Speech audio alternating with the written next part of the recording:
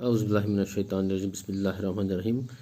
Subject physics class 11th higher secondary school Ashpora. आज का हमारा जो टॉपिक है रेडियस ऑफ गायरेशन, ये यूनिट 6 से है। ये रेडियस ऑफ गायरेशन क्या है, इसको हम कैसे समझ सकते हैं। तो मान लीजिए हमने एक बॉडी को ले लिया है जिसकी कोई भी शेप है, और ये जो बॉडी है इसमें ये जो बॉडी ये छोटे छोटे जो है मास पॉइंट्स हैं, इनसे बनी हुई है। तो ये इसका जो है ए बी जो है इसका एक्सिस, रोटेशनल एक्सिस जो है जो इसी के यहाँ ये रोटेट करता है। तो मान लीजिए हम इसके ये जो बॉडी है ये छोटे छोटे मास की जो है मिलकर उनसे बनी है। तो ये मान लीजिए एक मास पॉइंट हमने ले लिया है M1 इस साइड में।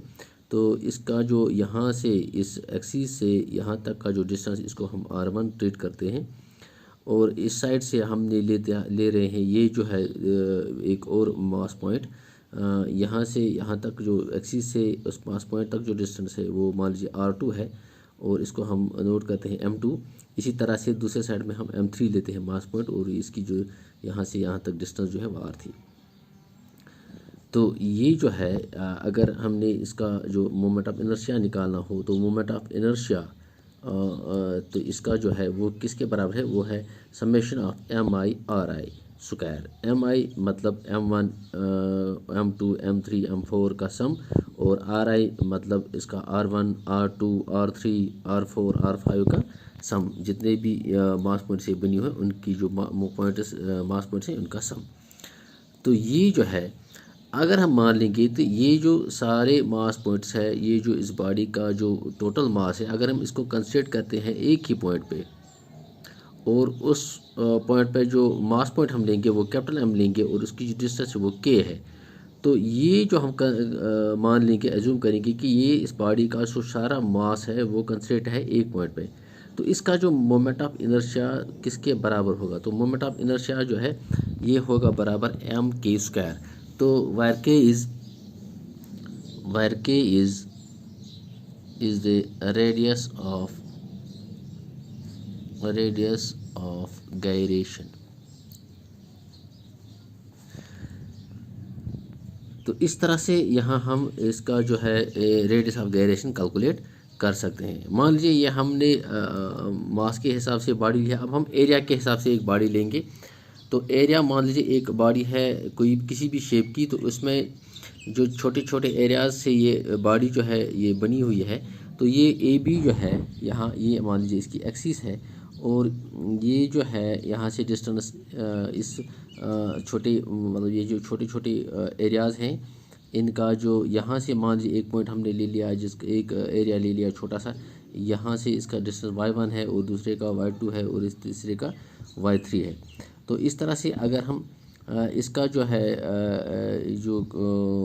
इसको इस बॉडी को अगर हम इसको चेंज करेंगे एक स्ट्रिप में, इस तरह से अगर हम इस बॉडी को इस स्ट्रिप में चेंज करेंगे, तो ये जो है ये ए बी जो है ये इसकी एक्सिस है।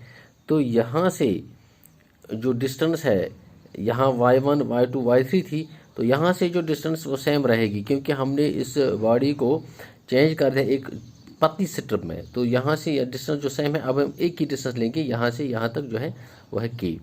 तो इस तरह से इसका जो moment of inertia A B का जो है इस बॉडी का, तो वो है AK square, where K is the radius of gyration. तो ये जो K जो किस बराबर है वो है A1 AI